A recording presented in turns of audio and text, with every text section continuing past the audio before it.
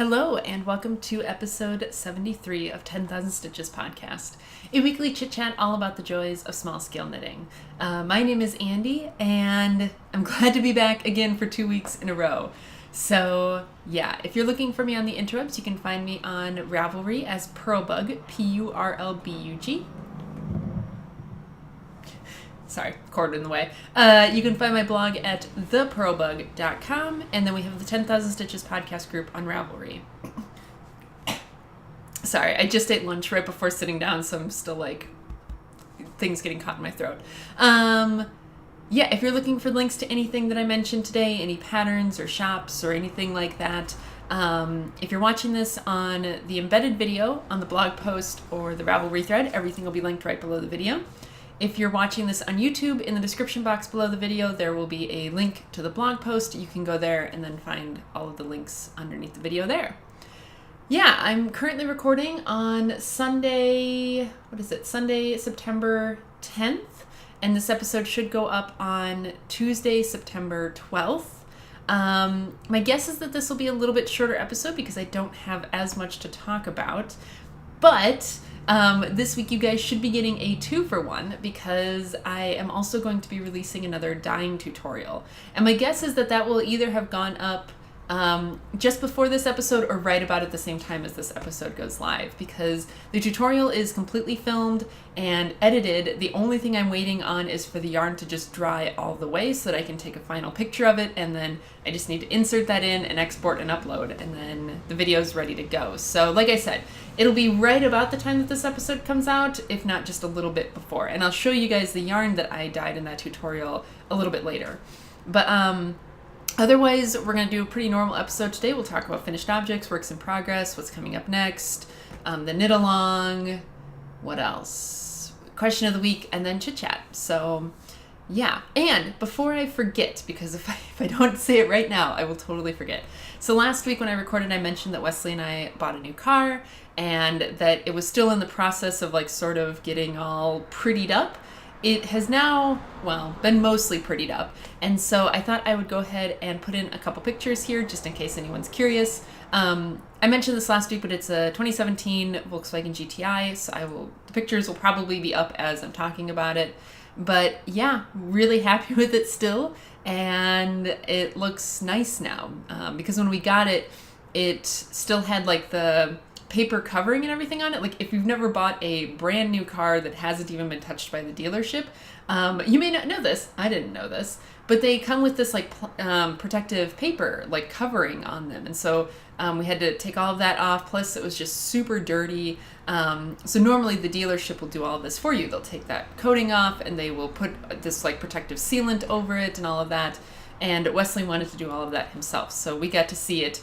How it was, untouched, which was an interesting experience. But yeah, that's it for that.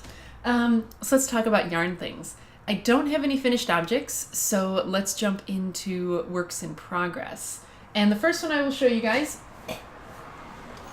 I'm trying a new sort of recording angle to make the most of my light, except that means that all of my stuff is over here on the bed, which is now kind of far away, so we're working on it.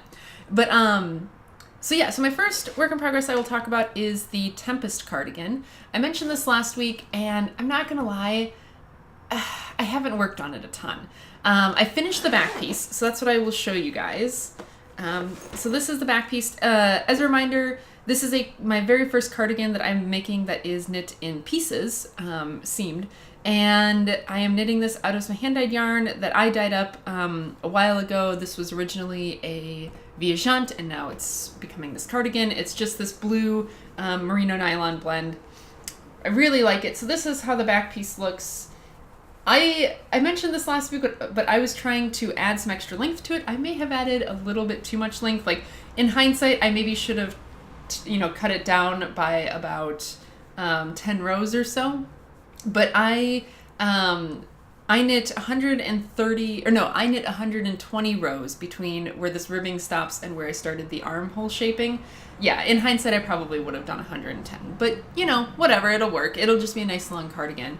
But for whatever reason, after I finished this back piece, I just got kind of sick of looking at it and put it away and haven't touched it since like Monday or Tuesday, I think. But you know, now that I'm looking at it again, now I'm kind of feeling the love for it again and I want to get going on it again. But yeah, this is where I am. I just have this back piece done, and this is what remains of that first ball of yarn that I was working on. I still have another skein that hasn't even been balled up, and then I also have this, which was the part that was, you know, becoming the viajante that I unraveled. So I still have plenty of yarn, I think.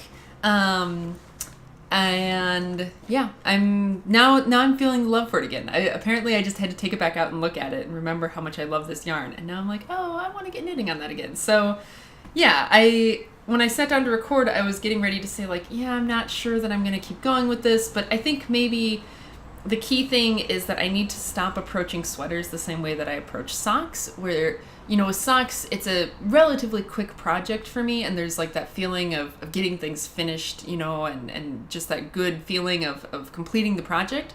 Versus I think sweaters, I need to more try and enjoy the process and realize that like these are things that take time, and just celebrate the milestones along the way. And especially with like a seamed cardigan like this, I can sort of celebrate finishing each piece, and maybe I just need to keep that mindset more so than like think of it as like a relay race instead of, you know, a sprint to the end, which is sort of how like socks and things are for me. Deep thought of the day, I guess. So yeah, that's that. This is being knit on US size 7s, which are 4.5 millimeter needle. It's one size bigger than what the pattern calls for, but that's what I needed to get gauge, and especially because this is a seamed cardigan, I wanted to work especially hard to get gauge. So yeah, that's that. And then my second work in progress is not much to show. I showed these off last week. This is the socks that I'm working on at work. Last week I had one of them done. This week I still just have one of them done. I'm a little bit further on the second one. But these are being knit out of Regia Perfect in the Arnie and Carlos design line.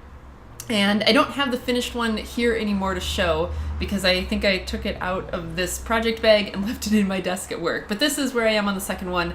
When I showed it last week, I was on the cuff, and so now, as you can see, I've made my way somewhat down the leg.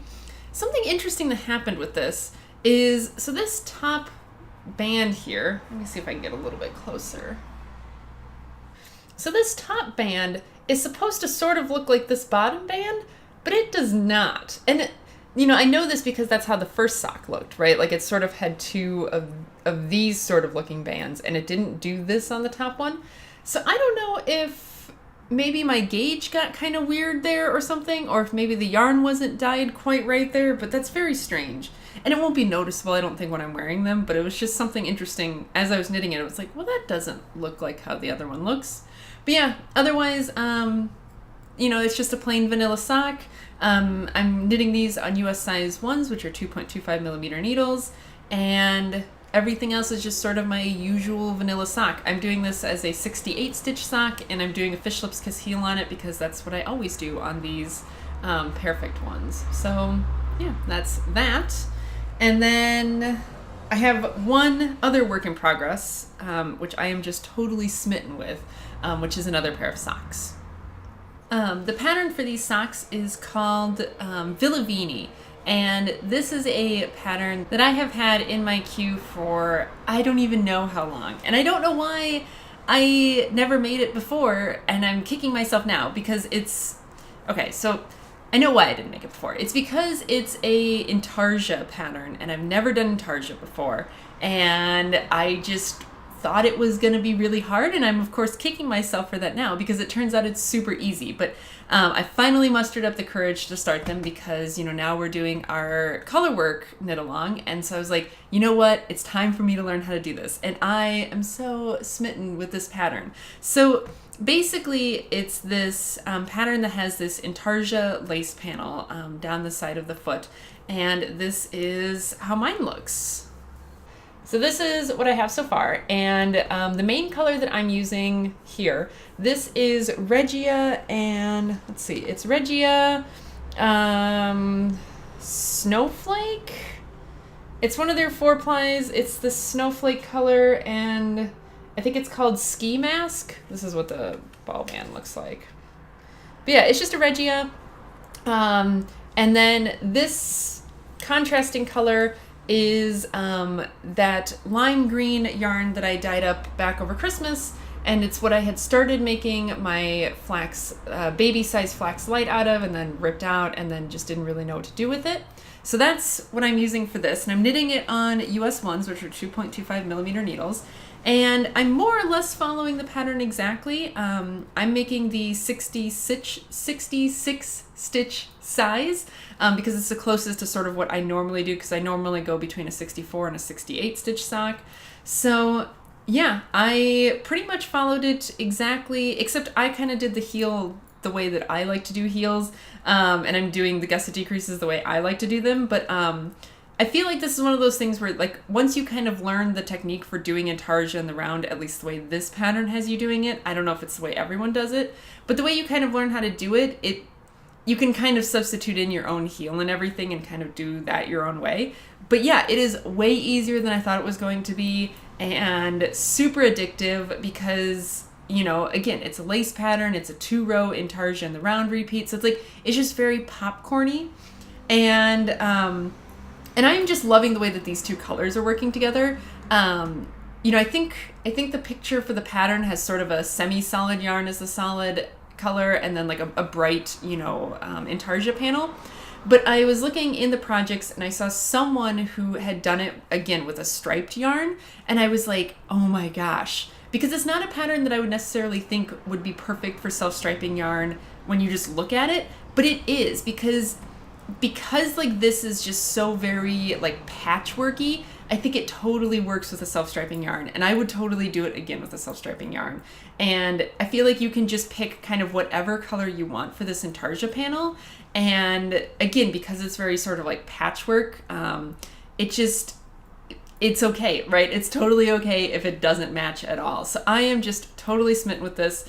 Like I said, I don't think I said this, I implied it, but I am past the heel turn on this first one. I'm working my way through the gusset, and yeah, I'm just totally loving it. I don't know yet if this is going to be a sock for me or if I might give it to my mom, but I am super duper enjoying it, and I'm really glad that I finally tried the pattern, and I definitely think I will make more in the future because, like I said, it's just so easy, and I don't know why I waited so long to do it. But yeah, so that's that, and that's it for my works in progress. So what is coming up next? I don't really have a whole lot of thoughts for what I'm going to work on next because, of course, with the Tempest, I have a long way to go on that one. I mentioned last week that after I finish those socks I'm working on at work, the Perfect socks, I want to finish that cowl, the red cowl that I was working on, which is actually right there. So that's, you know, sort of coming up next for when I'm at work. And then I think the next pair of socks that I want to make at home is actually a pattern that I just bought. Was it yesterday or the day before? I saw this pattern on Ravelry. Every so often I go into like the pattern browser area, and I will just click the like hot right now filter, and I just like to look at sort of what patterns are popular at the moment and see if there's anything I'm interested in.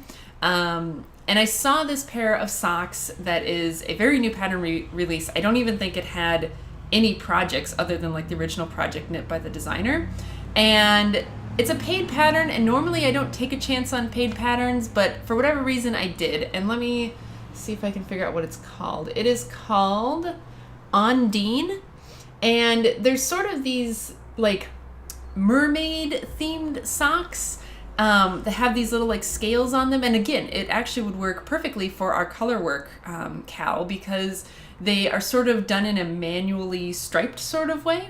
So I don't know, something about it grabbed me, and I bought the pattern, and I'm going to see if I can modify the pattern a little bit, because the way the pattern looks is it has a short row heel, and sort of the way that you create these like mermaid scales or fish scales on it is sort of textured, like it has a texture to it.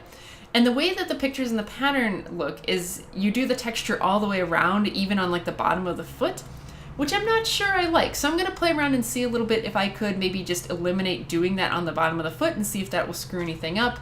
And of course, I'll let you guys know about that. But either way, like even if I can't eliminate that, then maybe they'll just become sort of socks to wear around the apartment as like slippers. But I am super duper excited for them. And they actually inspired the yarn that I dyed up when I filmed my tutorial. So perfect segue. Let's talk about the dyeing that I've been doing. So I haven't been doing a lot of dyeing this past week, except for this tutorial. And I don't know if I actually mentioned this, but the tutorial that I filmed, which should be up again about the same time as this episode, is how to dye yarn in the crock pot, for one. And also I demonstrated the method that I was talking about last week for getting highly variegated yarn, where you sort of dye it all twisted up in the skein. So I showed both of those methods, and they can both be used separately, right? You can dye things in the crock pot a solid color, and you can use this sort of twisted up method to dye things just in a regular pot. So this yarn is the result of doing that dyeing yesterday, and it's a little bit washed out because the bright light is right there. But, you know, like I said, I was sort of going for something that would work with that Undine pattern, and so this is sort of, you know, mermaid sea inspired. It's darker than it looks. Maybe if I get the picture taken to finish up the tutorial before I finish editing this video, I will try and pop that in here as well. But yeah, it didn't come out as dark as I had hoped. I was hoping it would come out a little bit darker, but you know, sometimes dyeing doesn't go the way that you expect it to, and that's fine. But yeah, so I am thinking that for that pattern, that Undine pattern, since it's sort of like mermaidy, I feel like this really wants to be paired with something darker. So maybe something actually very similar to like this dark blue or something like that. I feel like that's kind of what it wants to do. But this was dyed on my 100% Superwash BFL base. And yeah, like I said, that tutorial should be out soon, or is already out. Well, it will be already out. And yeah, you can see sort of how I did this and learn how to dye things in the crock pot. But that's all the dyeing I've really been doing this week, with the exception of a few Etsy orders for that dyed to order like pumpkin spice yarn that I have up right now. But yeah, that's the dyeing I've been doing. I've really just been too busy to do too much else. So yeah, that's that. Let's see, knit along. So our knit along just restarted, or well, we just started a new knit along at the beginning of September. The theme for this one is color work for the technique and orange for the color. And as a reminder, color work for the technique can be as simple as doing manually striped socks. It can be as complicated as something like intarsia or, you know, stranded color work, and all kinds of things in between. When I put up the chatter thread, I tried to really link to a variety of different colorwork techniques for, you know, different skill levels. So if you want to join in, but you think maybe, you know, oh, I'm not ready to do stranded colorwork, definitely check out the chatter thread and see some of those patterns that I linked, because I think there's something everyone is able to do in there, even if you're totally a beginner. So yeah, and as a reminder, the prize for that is going to be a skein of what will be my like Christmas sort of holiday colorway, which is this chocolate pumpkin bark yarn. So yeah, that's that. And speaking of knit-alongs, I've already been thinking a little bit about the knit-alongs for 2018, which I know seems really early because it's only September, but at the same time, like, we're in the last sort of third of the year, and, you know, so I feel like it's time to start thinking about 2018.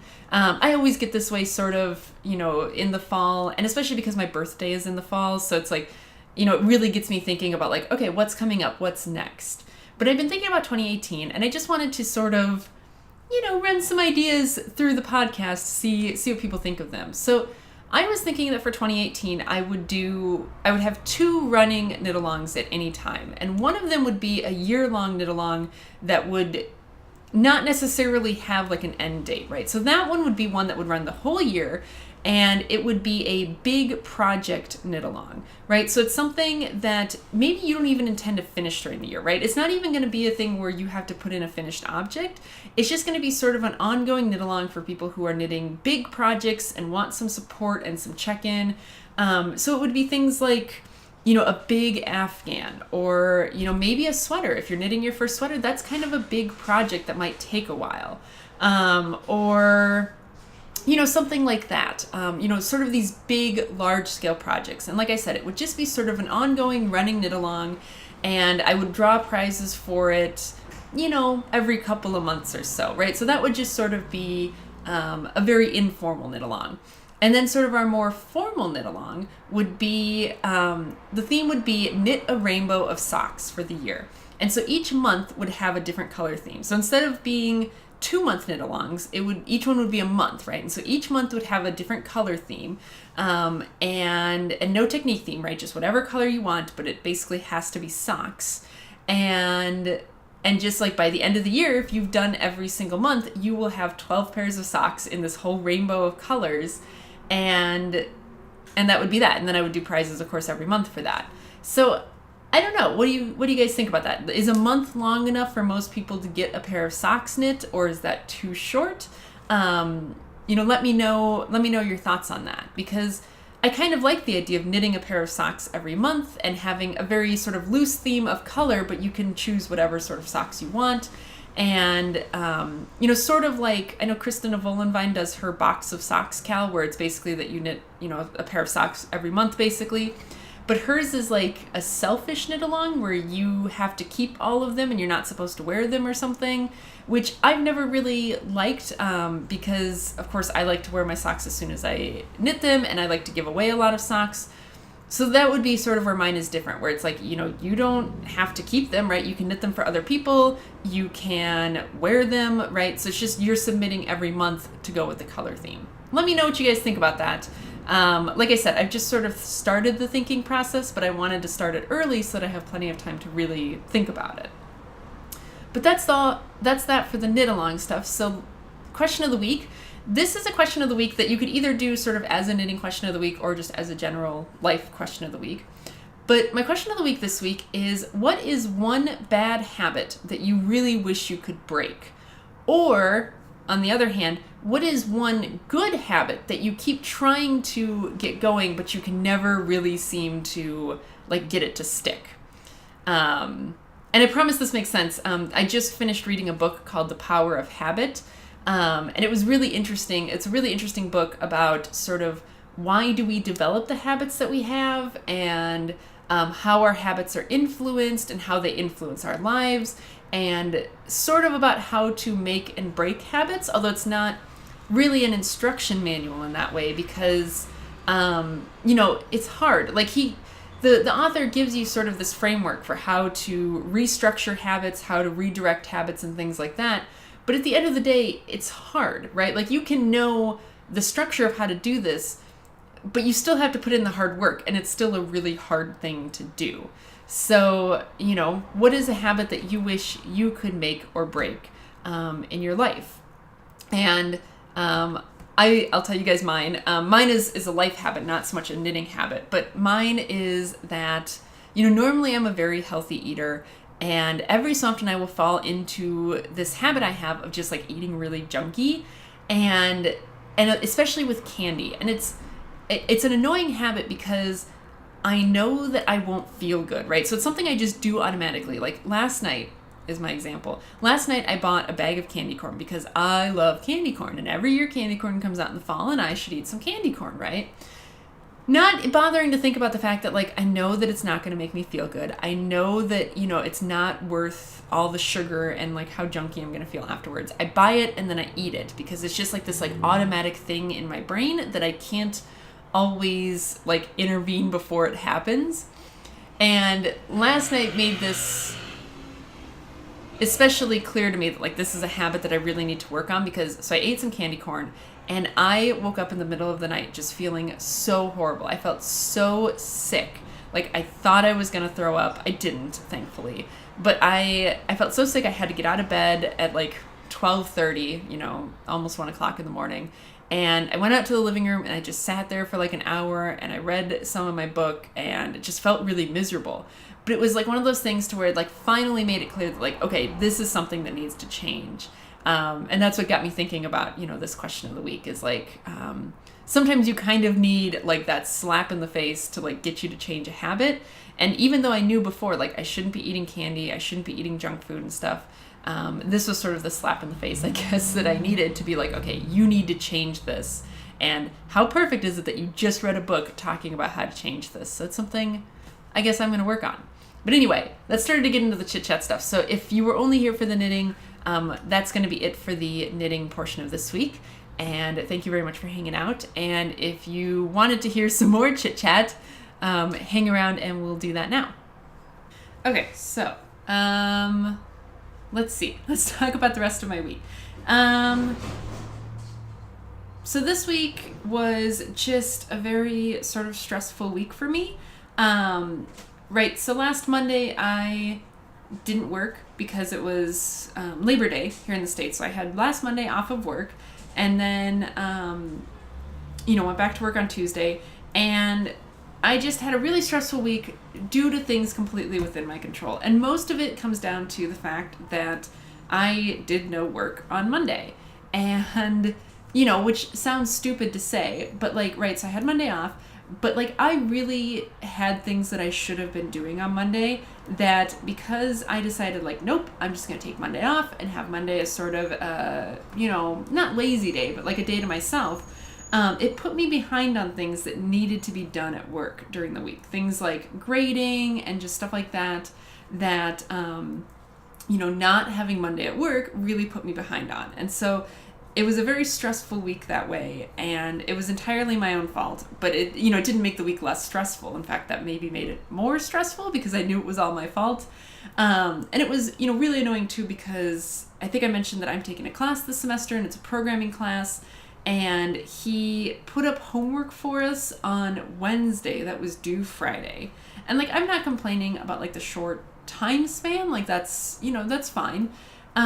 What really annoyed me about that is that, so in class on Wednesday, right, he put up the homework before class on Wednesday. So in class on Wednesday, he was saying like, okay, you guys have this new homework assignment, but it's just like what we did in class today. So it should just be a lot of copy paste and you should be able to do this assignment in like 20 minutes, no problem. And, of course I always take things like that with a grain of salt because I say things like that too to my students where I'm like, oh, this is so easy. And of course it's easy if you know how to do it. But so this homework assignment really annoyed me because there was one part of it that if I understand what the question was asking, we didn't learn how to do in class. And it took me a really long time of digging around on the internet to figure out how to do this thing, which to me either implies that I did it totally wrong and totally misunderstood what the question was asking, or that he completely just lied to us and was like, oh yeah, you should be able to do this thing that I've never showed you how to do and that most of you don't know how to do because this is a new programming language. And yeah, so that was really annoying because it took up a lot more time than it really should have, had it than if I would have just known how to do the thing. So that was frustrating. And then, yeah, I had a lot of grading to get done and, just a lot of stuff like that to get done. And I had a lot of days at work where I, got in at a reasonable time at about 8 o'clock in the morning, which is when I normally get to work. And I swear I didn't stop moving until 5 o'clock, right? Like I spent the entire day, like head down, getting work done, which again, sounds stupid because, a lot of people are like, well, yeah, that's what work is. But my job doesn't tend to be like that. Like there tends to be a lot of like lulls of no action and stuff. And so to have a week that was really heavy on like having to get things done all the time was really stressful for me. And next week, labs start, right? So next week, the fun really starts because now all of the teaching will be happening. And so that's just like another thing that I have to make sure that I'm staying on top of and, making sure that the new TAs understand what they're doing and all of that stuff. So it's good because, of course, I like being busy. I know I complain all the time about being bored. But, it's still stressful, too, when there's just like a lot of deadlines that you have to stay on top of. And that's just always really stressful to kind of get back in the swing of things. So yeah, that was work over the past week, and work next week is just going to be, again, very hectic. And I'm trying to think of what else is interesting in my life. So yesterday, I think I mentioned this at the very beginning, right? So yesterday we got the car kind of all cleaned up and nice looking, and I spent yesterday morning recording that tutorial. And then yesterday afternoon, we went to the mall and just sort of around and, just enjoying the nice weather because it's finally feeling like fall here. So we did that yesterday, and also spent some time looking at furniture because, like I said last week, Wesley is going to be moving away at the end of this month. And something that I really want to make an effort to do is sort of redecorate the apartment so that it becomes like my apartment. And that way it'll be less lonely to be here in an apartment full of like our stuff, and it be just me versus, having redecorated it and made it really my apartment, and then it's just me. So I've been looking at furniture, and furniture is really expensive, which again, I know is sort of stating the obvious, but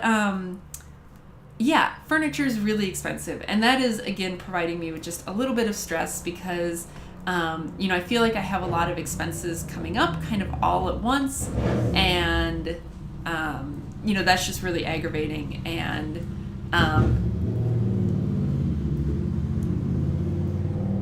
it's sort of a mix between things that need to have money spent on them and things that I want to spend money on. Like there's I think I've mentioned before that I need to have a lot of dental work done, so like that is obviously a need to spend money on it sort of thing that's coming up. But then there's also things that sort of fall between the need and want category, and that's, I think, where the stress really is.